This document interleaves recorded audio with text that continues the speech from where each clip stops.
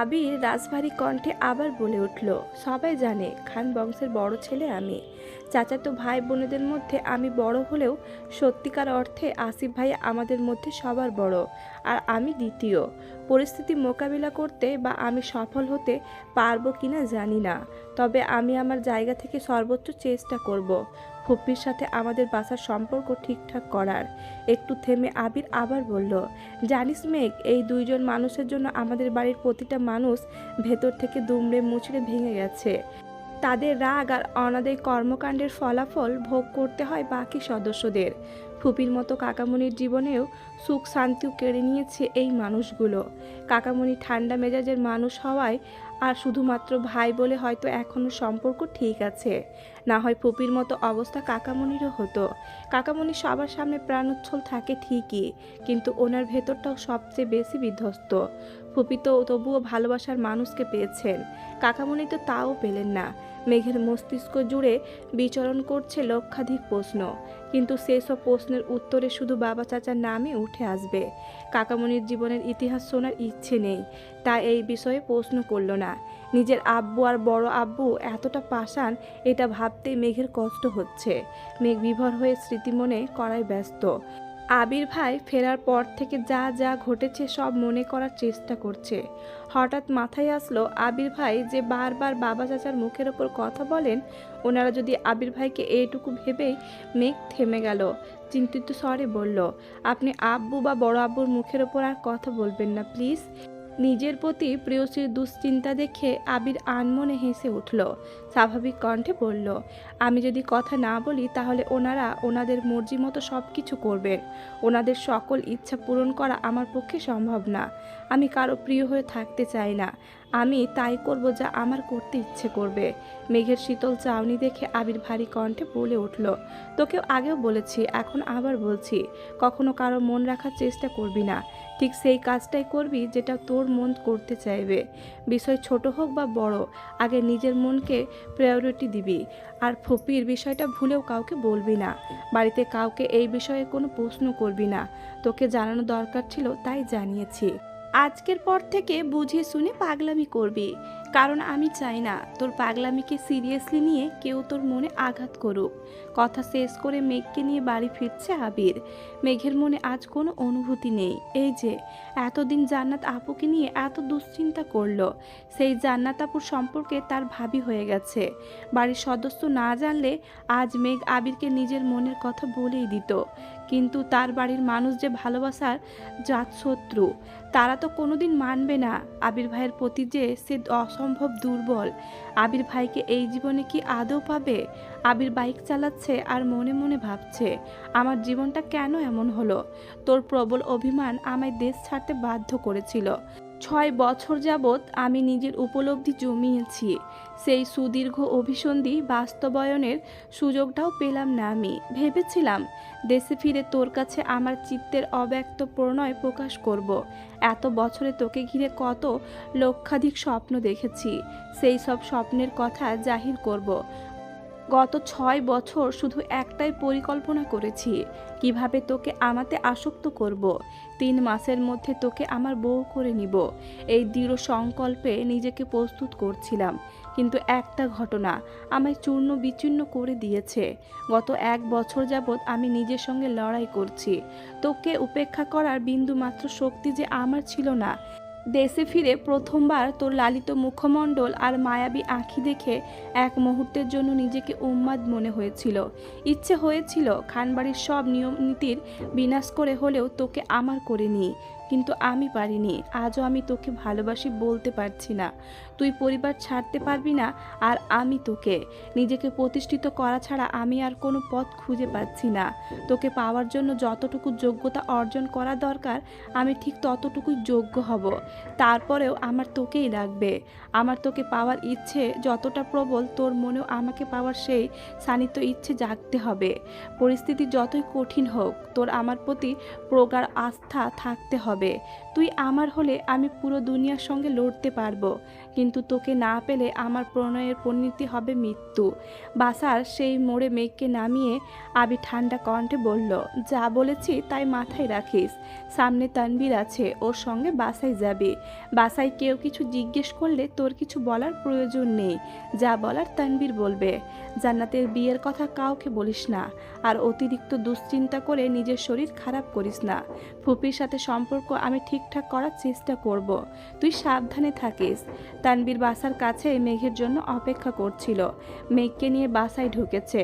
Drawing রুমে দুই ভাই বসে আছেন। মেঘ আর তানবীরকে দেখেই মোজাম্মেল খান প্রশ্ন করলেন, কোথায় গেছিলা? মেঘ তানবীরের মুখের দিকে তাকাতেই তানবীর বলল, তুই রুমে যা। ভাইয়ের কথা মতো মেঘ রুমে চলে গেছে। ওরা দুই ভাই মেঘকে এমনভাবে আগলে রাখে যেন বাড়ির কেউ কিছু বলতে না পারে। বড়রা কিছু বললে কষ্ট বেশি পাবে, কিন্তু তানবীর যেহেতু ছোট থেকে শাসন করে, তাই ভাইয়ের শাসন মেঘের এখন সয়ে গেছে। তানবীর যা যা কথা বলার তা বলে রুমে চলে গেছে। মেঘ ফ্রেশ হয়ে শুয়ে পড়েছে। বিকেল থেকে এত এত ঘটনার সম্মুখীন হতে হয়েছে যে এগুলো মাথায় স্থির হতেও একটু সময় লাগবে। মেঘের আবেগ অনুভূতি সব বিলীন হয়ে গেছে। আবির ভাইয়ের বলা প্রতিটা কথা মাথায় ঘুরপাক খাচ্ছে। একটা কথা বারবার মনে হচ্ছে, এই বাড়ির প্রতিটা মানুষ ভেতর থেকে দুমড়ে মুচড়ে ভেঙে গেছে। ফুপির বিষয় জানার পর মেঘের হৃদয়টা ভেঙে চূর্ণ বিচূর্ণ হয়ে গেছে। 4 মাসের প্রেম অনুভূতি প্রকাশ করার আগেই সব শেষ হয়ে গেল। আবির ভাইয়ের প্রতি যে আকাশসম প্রয়লীলা সবই ফিকে হয়ে গেছে। ফুপি আর কাকামণির মনে কতই না কষ্ট। এইসব ভেবে কখন যে ঘুমিয়ে পড়েছে নিজেও জানে না। আবিরের জন্য অপেক্ষা করার শক্তিটুকুও আজ ছিল না। আবির মেঘকে নামিয়ে দিয়ে আবার বিয়ের প্রোগ্রামে গেছে। রাকিবের বেস্ট ফ্রেন্ড হিসেবে এই সময় আবিরকে রাকিবের পাশে থাকা খুবই বেশি প্রয়োজন। রাকিবের একমাত্র বোন জান্নাত। রাকিবের আর একটা ছোট ভাইও আছে, তবে বোনের প্রতি ভাইদের ভালোবাসা একটু বেশি তীব্র হয়। সপ্তাহখানেক হয়ে গেছে, কিন্তু মেঘের মাথা থেকে ফুপির ঘটনা কোনোভাবেই যাচ্ছে না। যতবার আব্বুকে আর বড় আব্বুকে দেখে ততবারই মনে হয় ওনারা হিটলারের থেকেও নিকৃষ্ট। এতদিন আবির ভাইকে হিটলার বলাই নিজে অনুতপ্ত হচ্ছে। এখন আর মেঘ আগের মতো আবিরকে জ্বালায় না, আবিরের রুমে যায় না, অনুভূতি প্রকাশের চেষ্টাও করে না। আব্বু আর বড় আব্বুকে দেখলেই যতটা রাগ হয়, আবির ভাইকে দেখলে ঠিক ততটাই কষ্ট হয়। আজ তানবীর প্রোগ্রামে ব্যস্ত। হঠাৎ ফোনে কল বাজতেছে। ফোন বের করে অবাক চোখে তাকায়। বন্যা কল দিচ্ছে। প্রোগ্রাম থেকে বের হয়ে এক পাশে গিয়ে ফোন রিসিভ করলো। বন্যা, আসসালামু আলাইকুম। তানবীর, ওয়ালাইকুম আসসালাম। বন্যা, ভাইয়া আপনি কি বাসায়? তানবীর, ভাইয়া ডাকতে কতবার না করেছি তোমায়। বন্যা, সরি, আর ভাইয়া বলবো না। মেঘের কি কিছু হয়েছে? আমি কল দিলে রিসিভ করে না, হঠাৎ রিসিভ করলেও ঠিকমতো কথা বলে না। তানবীর, বনু একটু মানসিক চাপে আছে, কিছুদিনের মধ্যেই ঠিক হয়ে যাবে। বন্যা, কি হয়েছে? বন্যা মনে মনে ভাবছে, আল্লাহ জানে আবির ভাইকে নিয়ে কোনো ঝামেলা হলো কি না। তানবীর, তেমন কিছু না। তোমার কি খুব বেশি দরকার? কিছু বলার থাকলে আমায় বলতে পারো, আমি বনুকে জানিয়ে দিব। বন্যা আমতামতা করে বলল, ওইরকম কিছু না, কথা হইতেছে না তাই চিন্তা হচ্ছিল, এই জন্যই আপনাকে কল দিলাম। তানবীর ঠান্ডা কণ্ঠে শোধালো, আর কোনো কারণ নেই? বন্যা আস্তে করে বলল, না মানে আছে। তানবীর ধীর কণ্ঠে বলল, বলো। বন্যা ঢোক গিলে ভয়ে ভয়ে প্রশ্ন করলো, আজকে কি আপনার একটু সময় হবে? তানবীর ভুরু কুঁচকে প্রশ্ন করলো, কেন? বন্যা একটু থেমে বলল, আপনার সাথে কি দেখা করা যাবে? আপনি মেঘকে নিয়ে আসলে ভালো হতো, যদি আপনার সময় হয় আর কি। তানবীর জানালো, বনুর মনের অবস্থা খুবই একটা ভালো না, তারপরেও আমি জিজ্ঞেস করব, বনু না আসলে কি আমি আসতে পারবো, নাকি দেখা করতে হলে বনুকে নিয়ে আসতেই হবে?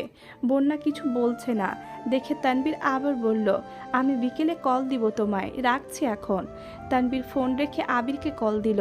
আবিরের কড়া নিষেধ, মেঘকে এখন কোথাও নেওয়া যাবে না। মেঘের মন মেঘকেই ঠিক করতে হবে। সব বিষয়ে আবির বা তানবীর মেঘকে সাহায্য করতে পারবে না। তানবীর কি করবে বুঝতে পারছে না। মেঘকে জিজ্ঞেস না করলে বা মেঘের মতামত না নিলে পরবর্তীতে বন্যা বিষয়টা জানলে তানবীরকে ভুল বুঝবে। আবার মেঘ যদি ঘুরতে যেতে রাজি হয়ে যায় তাহলে আবির তো তানবীরকে মেরেই ফেলবে। দুই টানা কাটিয়ে শেষমেশ মেঘকে কল করলো তানবীর। মেঘ তখন উপন্যাস পড়ায় ব্যস্ত। বাসায় শুয়ে বসে থেকে আর ভালো লাগছিল না।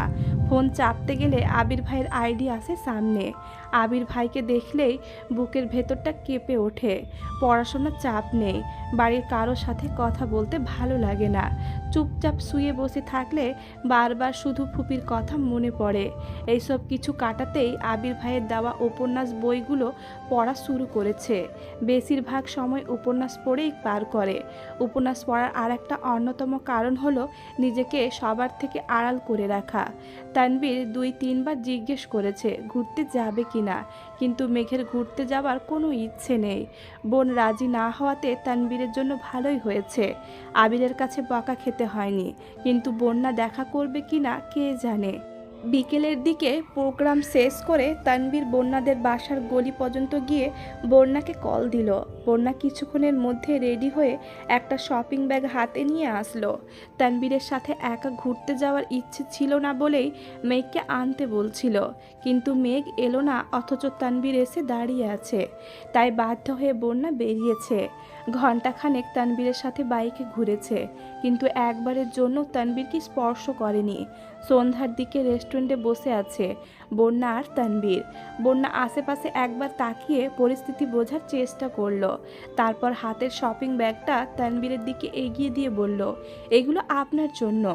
তানবীর বিস্ময় সমেত তাকিয়ে বলল, আমার জন্য? বন্যা ওপর নিচ মাথা নাড়ল।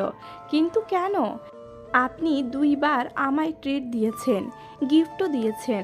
আমারও তো উচিত চান্স পাওয়ার খুশিতে আপনাকে কিছু দেওয়া। তানবীর শপিং ব্যাগটা নিজের কাছে এগিয়ে নিল। র্যাপিংয়ে মোড়ানো একটা বক্স খুলতেই চোখে পড়ল একটা কালো চেনের ঘড়ি। অনেক সুন্দর ডিজাইনের, মোটামুটি দামিও। তানবীর ঘুরিয়ে ফিরিয়ে ঘড়িটা দেখে বলল, ঘড়িটা অনেক সুন্দর, কিন্তু আমি তো ঘড়ি পরি না। বন্যা আস্তে করে বলল, ছেলেদের হাতে ঘড়ি থাকলে ভালো লাগে, তাই নিয়েছি। আপনি ঘড়ি পরেন কি না তা তো আমি জানতাম না। ব্যাপার না, পছন্দ করে এনেছো তার জন্য ধন্যবাদ। এই বলে তানবীর ঘড়িটা হাতে দিল। শপিং ব্যাগে কয়েকটা সুন্দর ওয়াইলেট আর ঘড়ির বক্স শপিং ব্যাগে রেখে খাওয়া দাওয়া করে বন্যাকে বাসার কাছে পৌঁছে দিয়ে তানবীর বাসায় আসছে। আবির ড্রয়িং রুমে বসে কফি খাইতেছিল। তানবীরের হাতে ঘড়ি দেখে কপাল কুঁচকে ঠান্ডা স্বরে বলল, কারো জন্য কেউ একজন তার ইচ্ছের বিরুদ্ধে কত কাজই না করছে। অবশ্য এইসব দেখতে ভালোই লাগছে। তানবীর ঘড়ি পরা হাতটা নিজের পেছনে লুকিয়েছে। মন খারাপ করে বলল, মজা করছো? আবির সশব্দে হেসে উঠল। তানবীর গাল ফুলিয়ে সিঁড়ি দিয়ে উঠছে। আবির সোফায় বসে সেদিকে তাকিয়ে হেসেই যাচ্ছে। বেশ কিছুদিন কেটে গেল। খাবার টেবিলে দেখা হয় মেঘ আবিরের। মেঘ 2-1 বার আবির ভাইয়ের দিকে তাকায়। চোখাচোখি হলেই চোখ নামিয়ে নেয় মেঘ। আবির সকালে খেয়ে অফিসে চলে যায়। মিমার আদিও স্কুলে চলে যায়। মেঘ বাসায় একা একা থাকে। প্রতিদিন বিকেলে ছাদে যায়, গাছগুলোর দেখাশোনা করে। বাকি সারাদিন আবির ভাইয়ের দেওয়া উপন্যাসের বই পড়ে। 2টা উপন্যাস শেষ করে ফেলেছে। 3য় উপন্যাসটা যত পড়ছে মেঘের মনের ভেতর প্রেম অনুভূতি ততই সক্রিয় হতে শুরু করেছে। ফিকে হয়ে যাওয়া অনুভূতিরা আবারও জাগ্রত হচ্ছে। আবির ভাইয়ের প্রতি ধারালো ভালোবাসার টানে 18 বছরের গত হয়ে যাওয়া ইতিহাসকে পেছনে ফেলে নতুন করে স্বপ্ন দেখতে শুরু করেছে। হয়তো আবির ভাইকে পাওয়ার স্বপ্ন পূরণ হবে, নয়তো সারা জীবন আবির ভাইকে একতরফা ভালোবেসে যাবে। তবুও মুখ লুকিয়ে আবির ভাইকে এড়িয়ে চলবে না। রাত 11টার দিকে মেঘের 3য় উপন্যাস পড়া শেষ হয়েছে। সেই থেকে আবির ভাইয়ের জন্য অপেক্ষা করছে। গত কিছুদিন যাবৎ আবির ভাইয়ের বাড়িতে আসা যাওয়াতে মেঘের বিশেষ কোনো নজর ছিল না। বাইকের শব্দ শুনেও বেলকনিতে যেতে ইচ্ছে হয় না তার। আজ এতদিন পর মেঘ আবির ভাইয়ের জন্য বেলকনিতে দাঁড়িয়ে অপেক্ষা করছে, অথচ আবির ভাই ফিরছে না। আবির ইদানিং অফিস থেকে সন্ধ্যায় বাসায় ফিরে ঘন্টা খানেক পর আবার বের হয়। ফিরতে ফিরতে রাত 12টা বেজে যায়।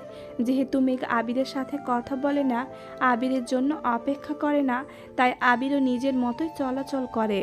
12টার দিকে আবির বাসায় ফিরেছে। আবিরকে দেখে মেঘ বেলকনি থেকে মিষ্টি করে হাসলো। এত দিন পর আজ মেঘের মুখে একটু হাসি ফুটেছে। আবির বাইক থেকে সেই দৃশ্য দেখলো কিনা কে জানে। আবির নিজের রুমে ফ্রেশ হতে চলে গেছে। মেঘ চুপি চুপি ড্রয়িং রুমে আসছে। এত রাতে কেউ সজাগ নেই। টেবিলের ওপর আবিরের জন্য খাবার ঢেকে রাখা হয়েছে। মেঘ খাবারগুলো দেখছে। এর মধ্যে আবির নিচে নামলো। মেঘের থেকে কয়েক পা পেছনে দাঁড়িয়ে ডাকলো, কি করছিস এখানে? আবিরের কণ্ঠ শুনে আতঙ্কে উঠে ঘাড় ঘুরিয়ে তাকালো মেঘ। মেঘ আবিরের চোখাচোখি হতেই আবির একটানা দুইবার ভুরু নাচালো। মেঘ নিঃশব্দে হেসে উঠল। দীর্ঘ প্রতীক্ষার পর প্রিয়সীর মুখে হাসি দেখে আবিরের মন এক মুহূর্তেই শান্ত হয়ে গেছে। আবির চোখ বন্ধ করে দীর্ঘ শ্বাস ছেড়ে নিজেকে সুস্থির করার চেষ্টা করলো। মেঘ মাথা নিচু করে বলল, আপনি এগুলো দিয়ে কিভাবে খাবেন? আপনাকে একটা ডিম ভেজে দিই। মেঘের এমন কথায় আবির চোখ মেলে তাকালো। ভারী কণ্ঠে জবাব দিল, কোনো প্রয়োজন নেই, আমি খেতে পারবো। আবির ভারী কণ্ঠে বললেও মেঘের শেষ হবে মাথা ব্যথা নেই, কারণ তার মাথায় উপন্যাসের প্রেম আলাপ ঘুরপাক খাচ্ছে। সে আবার বলল, আপনি তো বলেছিলেন পরীক্ষার পর রান্নাঘরে যেতে পারবো। পরীক্ষা তো শেষ, এখনো কি যেতে পারবো না? আবির স্বাভাবিক কণ্ঠে প্রশ্ন করল, তোর কি ডিম ভাজা খেতে ইচ্ছে করছে? আমি করে নিয়ে আসবো। মেঘ ডানে বামে মাথা নেড়ে বলল, আমি ভাজবো। আবির গম্ভীর কণ্ঠে শোধালো, তুই ডিম ভাজতে পারিস? মেঘ দাঁত কেলিয়ে হেসে বলল, আম্মুরা ডিম ভাজার সময় আমি দেখেছি। আবির পুনরায় বলল, তোর ভাজতে হবে না, তুই বস, আমি ডিম ভেজে নিয়ে আসছি। মেঘ শক্ত কণ্ঠে বলল, না, আমি আনবো। আবির ধমক দিতে গিয়েও থেমে গেল। মেয়েটা এতদিন পর আবিরের সঙ্গে কথা বলতে আসছে। ধমক দিলে মনে কষ্ট পাবে, তাই ধমক দিতে পারছে না। আবার ডিম ভাজতে পাঠাতেও সাহস পাচ্ছে না। আবির 2 পা এগিয়ে থমকে দাঁড়ালো। সেখান থেকে ঘুরে এসে চেয়ার টেনে বসলো। পকেট থেকে ফোন বের করে কিছু একটা চেক করছিল। একবার রান্নাঘরে তাকাচ্ছে, একবার ফোনে। 2 বার ডেকে বলেছে, তুই কি পারবি নাকি আমি আসবো? মেঘ 2 বারই উচ্চ স্বরে বলেছে, পারবো। কিন্তু আবিরের কলিজা কাঁপছে। প্রথমবার মেঘ রান্না করতে গেছে। পেঁয়াজ কাটতে গিয়ে যদি হাত কেটে ফেলে? কয়েকবার রান্নাঘরে দেখে যেই না ফোনের দিকে মনোযোগ দিয়েছে, কয়েক সেকেন্ডের মধ্যেই মেঘ চিৎকার দিয়ে উঠেছে।